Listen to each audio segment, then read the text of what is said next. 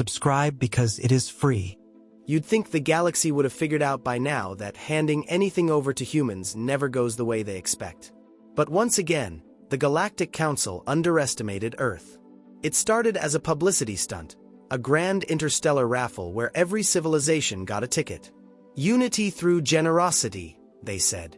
The older empires chuckled as the new kids lined up, expecting treasure planets and resource-rich moons. Earth got called dead last. And what did we win?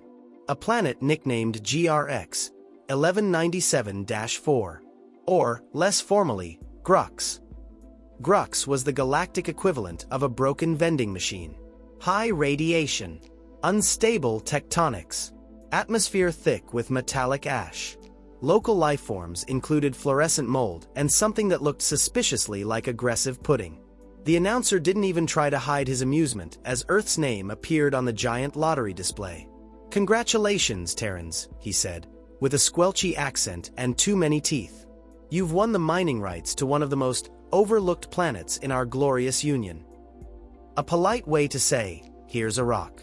Go lick it." Earth's ambassador, Todd Jenkins, clapped anyway. It was either enthusiasm or sheer confusion. Later, when asked how he felt, he replied, "Well, I guess we'll add it to the real estate portfolio. Between this and the moon, we might qualify for a timeshare discount." The galactic media had a field day. Memes spread like wildfire, humans in spacesuits holding up a sign that read, "I went to the interstellar raffle and all I got was this lousy planet." Back on Earth, reactions varied. Politicians hailed it as a bold new chapter. Scientists were curious. Conspiracy theorists had a meltdown. Some claimed the planet was cursed. Others were convinced it was a trap set by ancient alien overlords. Social media dubbed it Dirtball Prime. Still, in true human fashion, we sent a team. Not because it made sense, but because it didn't. If someone hands us a mystery box, we open it, especially if it might explode. The expedition team launched 6 months later.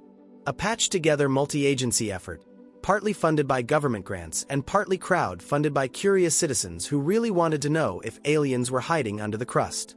The crew included Dr. Elaine Navarro, an expert in xenoarchaeology with more caffeine than blood in her system. Captain Darnell Hayes, former Marine, now exploration lead, famous for giving pep talks with jazz in the background. Enrico Gearhead Mendez, an engineer who could fix anything using duct tape, zip ties, and an unsettling amount of optimism. Their ship, Second Chance, wasn't pretty. It looked like a trash can got into a fight with a satellite and lost. But it worked. Mostly. And with a few system warnings and one accidental musical performance by the ship's AI, they made it to Grux. The landing zone was nothing special. Just a cracked basin surrounded by jagged rock spires and weird fog that smelled like burnt copper. Not exactly brochure material. First impressions were underwhelming. Dust storms cut visibility. Seismic activity made every step feel like a dare. And the local flora tried to digest their rover. Still, Dr. Navarro was fascinated. There were geometric patterns in the rock formations. Too regular to be natural. Gearhead scanned a cave wall and muttered, "That's not erosion. That's architecture." No one laughed. Within 2 days, they found the first anomaly. Buried beneath a collapsed ridge, they uncovered a chamber lined with crystal panels and glowing veins of unknown metal. Navarro scraped some residue into a vial and whispered, "This isn't just old. This predates any known structure we've ever seen."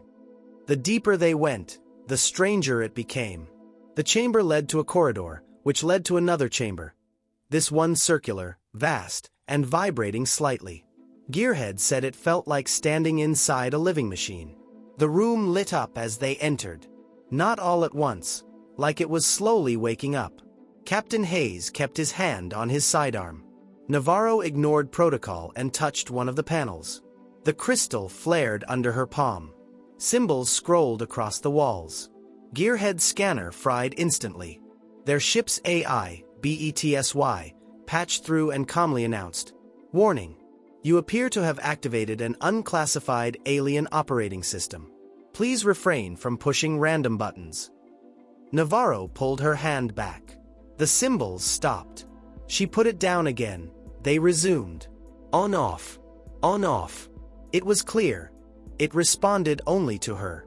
Or rather, to humans. Multiple tests over the next few hours confirmed it. Captain Hayes, Gearhead, even one of the ship's medical drones with partial human tissue samples. All triggered the same reaction. Navarro muttered, "It's keyed to us. Specifically." That's when the implications began to sink in. The Galactic raffle had gifted Earth a worthless mining rock. But under the dust and rubble was something else. A construct of impossible age and precision. Something none of the other species had ever managed to activate. Something that only responded to humanity. The symbols translated themselves slowly, filtered through BETSY's language modules. The phrase that came through made everyone pause. Seed Vault of the Prime Architects, Cycle 0. Prime Architects. A name that hadn't appeared in any known record. A race so old even galactic historians considered them theoretical. Some species worshipped them. Others dismissed them as myths. Navarro didn't care. What mattered was this. Earth had just stumbled onto something older than the known universe, and it was listening to us. And now, that listening thing. It was starting to do more. Strange beams of light pulsed up through the ground. Structures began shifting, reconfiguring, as if waiting for instructions. The vault, as they started calling it, wasn't dead. It was dormant, and humans had just tripped the switch. As Navarro watched the lights flicker across ancient stone, she couldn't help but grin. "You know," she said, "for a rock, this place is starting to look a lot less worthless." Back on Earth, the news broke in pieces. First came rumors, then leaked footage, then a full press conference. The world was stunned. One astrophysicist openly wept during a live stream.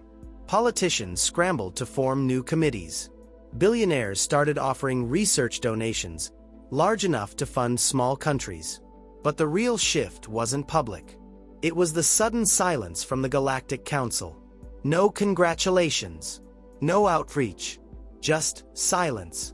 Like someone had flipped a switch on their end too. Navarro didn't know it yet, but across the galaxy, sensors were pinging. Councils were convening. Old fears were resurfacing. Because in all of recorded history, no one had ever turned on a prime vault. And now, humanity had. The first official message Earth received from the Galactic Council after the vault activation was a request for clarification. Which, in bureaucratic galactic terms, is the equivalent of a panicked scream muffled behind a curtain of legalese. The message arrived via a diplomatic packet encoded with 13 layers of obsolete encryption, and opened with a cheerful, "Dear representative species of Terra," followed immediately by 5 paragraphs of escalating passive aggression. At the end, it asked, "Please confirm that your kind did not intentionally activate any Class X relic systems, particularly those predating dimensional standardization." Navarro read the whole thing and deadpanned. "They're not asking. They're praying we don't know what we're doing." Which was accurate. We didn't. But pretending we did. That came naturally.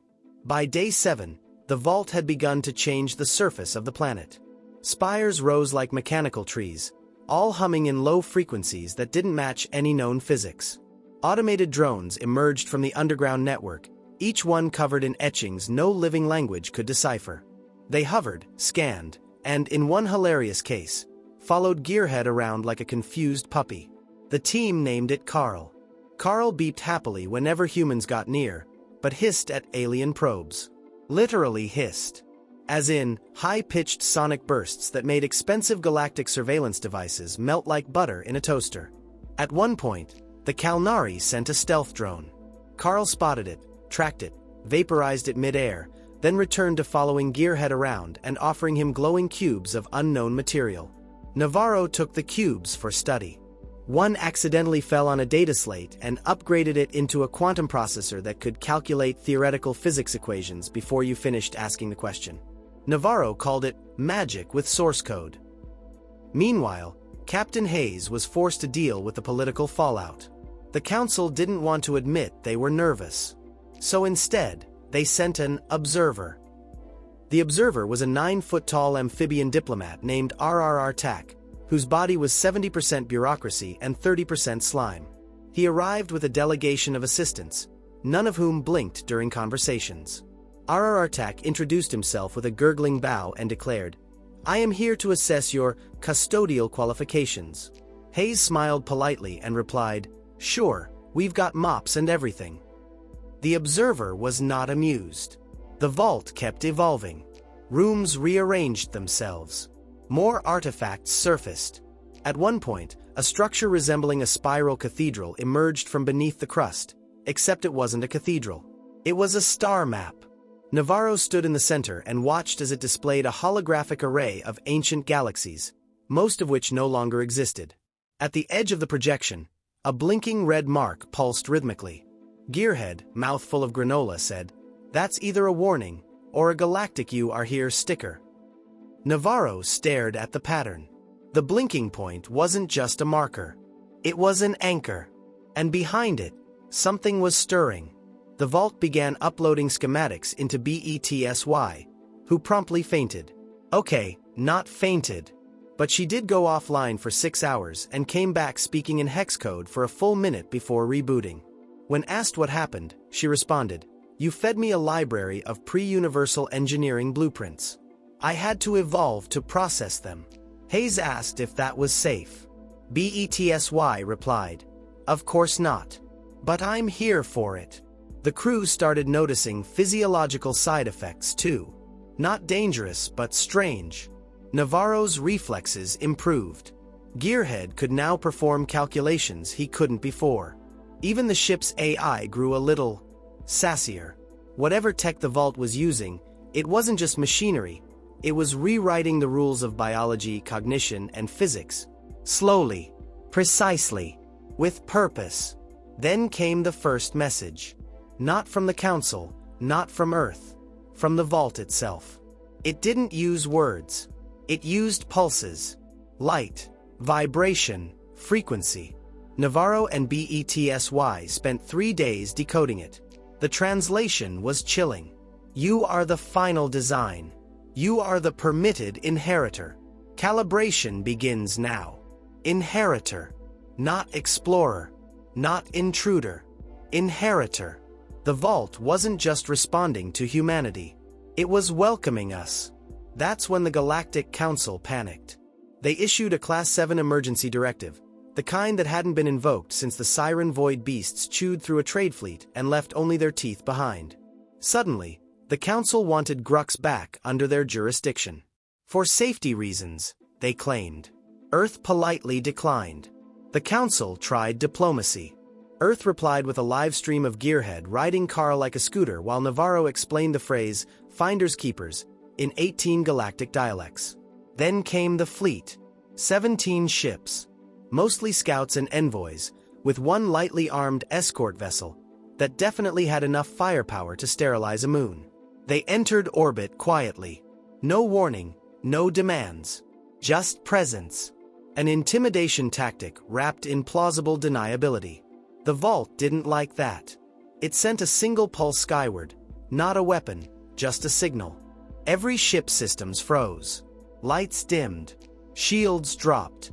Artificial gravity hiccuped. One by one, the Council ships began slowly descending. Not crashing, not damaged, just grounded. As if gravity itself had been reprogrammed to say, "Sit." The message from the vault this time was simpler. This system is now under human stewardship. Unauthorized observers will be returned to default planetary position. Which was a poetic way of saying, stay in orbit and you'll be planted like daisies.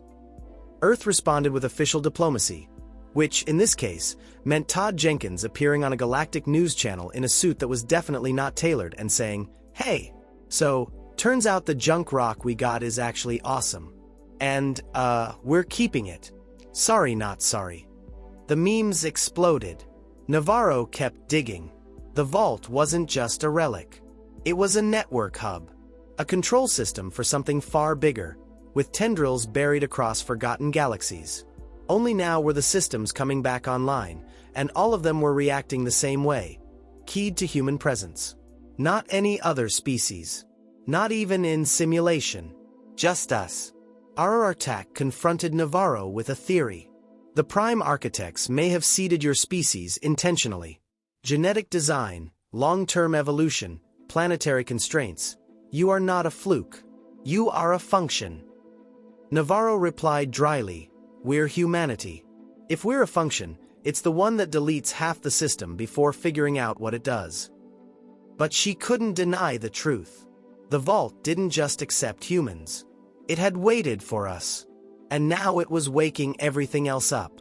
The galactic powers quickly realized that Earth was no longer just some backwater planet with a dusty relic.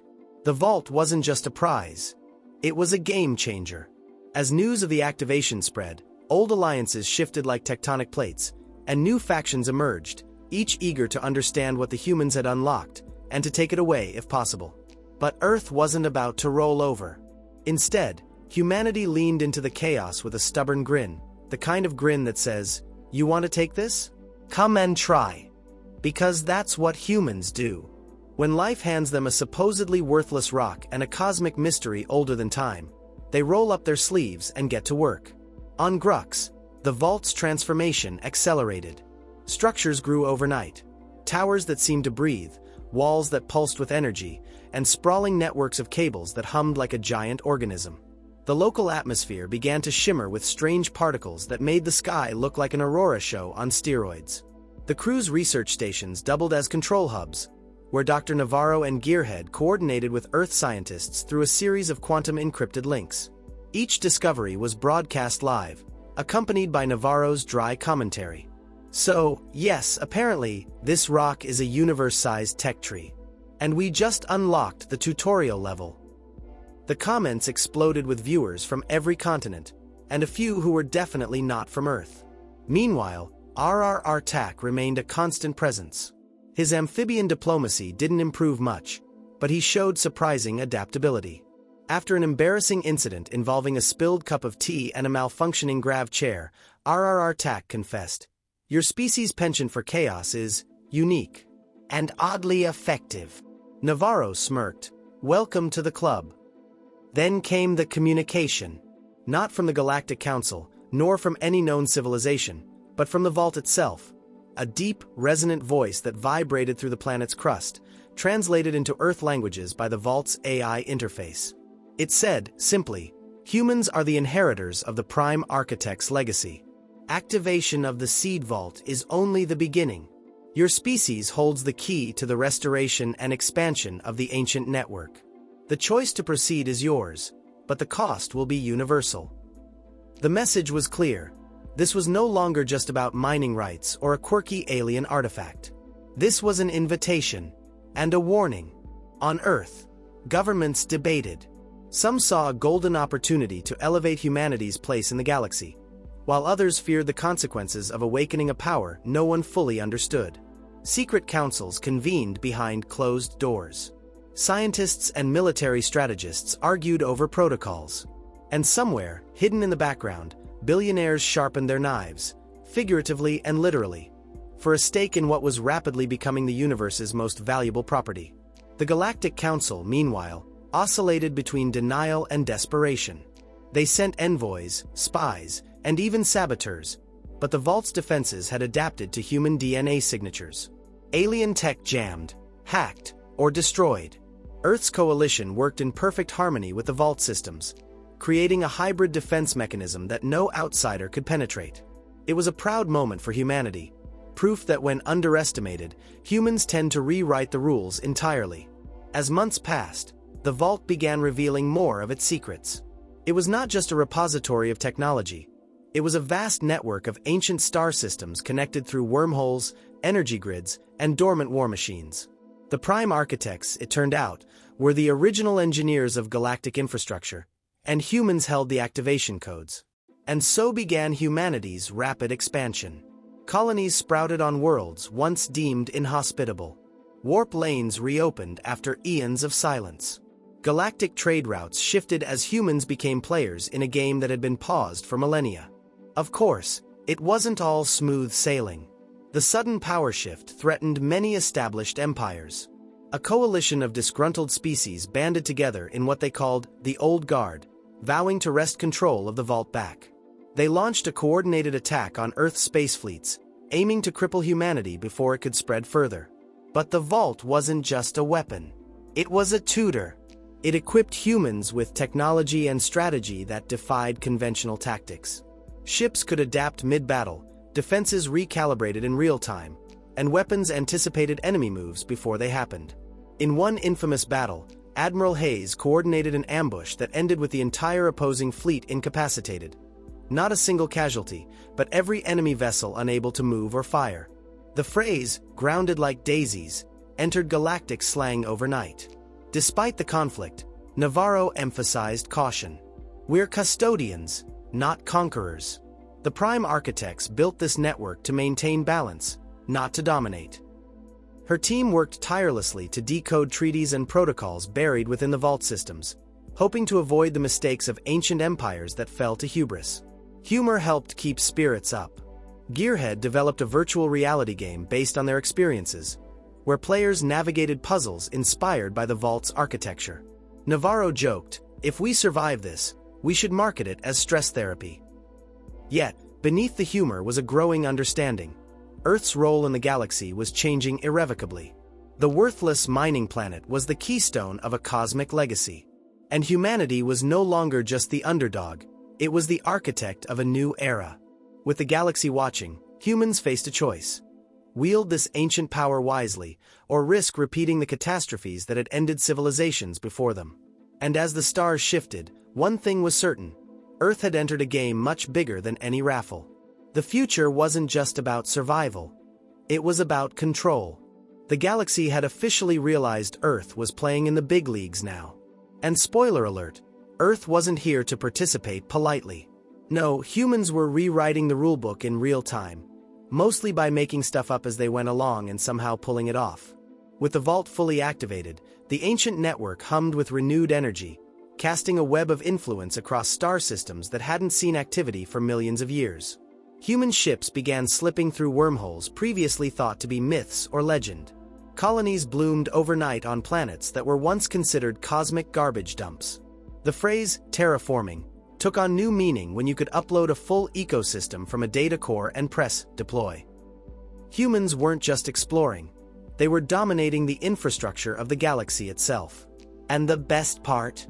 They were doing it with that signature human combination of stubborn ingenuity and, well, sheer dumb luck. Navarro stood on the bridge of the flagship Pioneer, watching holograms of the expanding galactic network. Gearhead was nearby, tinkering with a new piece of vault tech that looked suspiciously like a toaster. "If this thing can make toast," he said, "we might be ready to negotiate with the aliens." Hayes grinned. "Negotiation is overrated anyway." Their laughter was cut short by an incoming transmission from RRR TAC, whose slimy voice sounded suspiciously amused. "Captain, the Council has requested a summit. They want to discuss your stewardship." Translation: they want to beg nicely for Earth to stop rewriting the galaxy without asking. Hayes sighed. "All right, set course. Let's hear what the Old Guard has to say." The summit was held on a neutral space station orbiting a dead star, a place so dull it made Earth's bureaucratic offices look like amusement parks. Representatives from dozens of species showed up, each radiating a mix of fear, resentment, and barely concealed envy. RRR TAC opened the meeting with his usual gurgling introduction. "We acknowledge humanity's activation of the Prime Vault. However, the Council requests a formal agreement on the use and expansion of the ancient network." Hayes leaned forward, smiling with that trademark human charm that could either disarm or irritate. "We're happy to cooperate. But remember, the Vault chose us for a reason. We're not going to just hand over control to those who ignored it for eons." One elder diplomat hissed, "You underestimate the consequences. The Vault's power is not a toy. Misuse could unravel space-time itself." Navarro added, "Which is exactly why we're being careful. We're not reckless. We're the custodians, not conquerors." A tense silence followed, broken only when Gearhead accidentally knocked over his datapad, sending sparks flying. "Oops. Sorry. Still working on the careful part." The summit ended without a formal treaty, but the message was clear. Earth was now the galaxy's power broker, and everyone else would have to deal with it. Back on Grux, the vault continued to evolve. New sectors opened, revealing star maps, ancient weapon caches, and archives filled with the history of civilizations long gone. Navarro spent sleepless nights decoding the logs, discovering warnings about past misuse and cataclysmic wars fought over the very technology humanity now possessed. But there was hope too, a blueprint for a galactic accord, a potential path to unite disparate species under a common cause of peace and mutual advancement. Inspired, Hayes proposed a bold initiative. Instead of hoarding power, Earth would lead efforts to reactivate the network as a cooperative alliance. It was ambitious, risky, and, true to form, unprecedented. The idea sparked debate on Earth and across the galaxy. Many welcomed it as a chance to avoid the mistakes of the past. Others viewed it with suspicion, certain it was a ploy for domination. Yet, humanity's unpredictability worked in their favor. When questioned, Hayes simply said, "We're not here to rule the galaxy. We're here to make sure it doesn't fall apart while everyone's busy fighting over shiny toys." And that became the rallying cry. Humans dispatched envoys, shared vault technology, and opened communication channels. Alien species, initially wary, began to participate. Old grudges softened as cooperation grew. The vault's influence stabilized, turning from a potential weapon of mass destruction into a beacon of hope. But just when it seemed the galaxy might finally step away from the brink, the vault sent another message, this time a warning. Balance must be maintained. Hubris will awaken the sleeping ones. Who, or what, these sleeping ones were remained a mystery. Navarro theorized they might be the original architects or guardians, entities powerful enough to reset the galaxy if their conditions were violated. The prospect was chilling. Humanity was now the galaxy's steward with an ominous sword hanging over their heads. So, humans doubled down. Research intensified, defenses improved, and the diplomatic dance grew more complex. They even developed a new form of humor around the threat. Memes about accidentally waking the galaxy's cosmic grandpas circulated wildly online. Despite the pressure, humanity thrived. They had turned what was once a joke, a worthless mining world won in a galactic raffle, into the cornerstone of an emerging civilization spanning stars. The final act of this unfolding saga wasn't conquest or destruction. It was collaboration, resilience, and that uniquely human ability to take a cosmic wildcard and play it like a royal flush. As the stars aligned and new gateways opened, one thing was clear. Earth hadn't just won a planet in a galactic lottery. Earth had won the game. And this time, the galaxy was ready to play by humanity's rules.